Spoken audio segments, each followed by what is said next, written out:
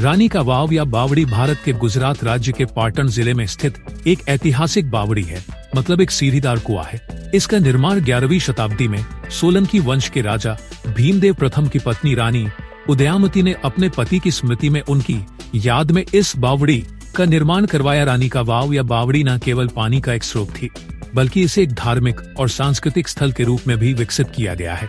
13वीं शताब्दी के बाद सरस्वती नदी में आई बाढ़ के कारण यह बावड़ी मिट्टी और गाद में दब गई थी। 20वीं शताब्दी में भारतीय पुरातत्व सर्वेक्षण आसी द्वारा इसे पुनः खोजा और संरक्षित किया गया। यह बावड़ी लगभग 64 मीटर लंबी, 20 मीटर चौड़ा और 27 मीटर गहरा है। इसमें 7 मंजिलें हैं, जिनमें सुंदर नक्काशीदार स्तंभ और दीवारें हैं।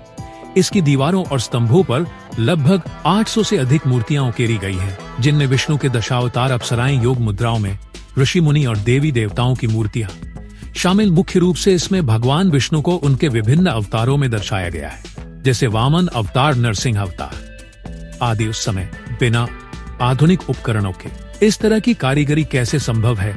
आश्चर्य है। रानी का वाव न केवल एक जल प्रबंधन प्रणाली थी, बल्कि इसे आध्यात्मिक स्थान भी माना जाता था। 2014 में यूनेस्को ने इसे विश्व धरोहर स्थल के रूप में मान्यता दी और भारतीय मुद्रा के 100 के नोट पर भी इसका चित्र छापा गया है। यह अद्भुत बावड़ी न केवल गुजरात बल्कि पूरे भारत की सांस्कृतिक धरोहर का एक महत्वपूर्ण हिस्सा है। भारत में बावड़ी निर्माण व इनके उपयोग का एक लंबा इतिहास रहा है।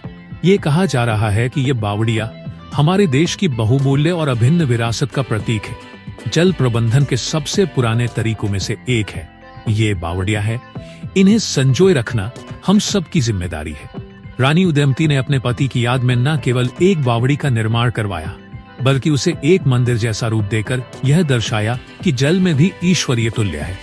रानी की वाव में एक गुप्त सुरंग हुआ करती थी, लेकिन यह सुरंग अब बंद हो गया। धन्यवाद।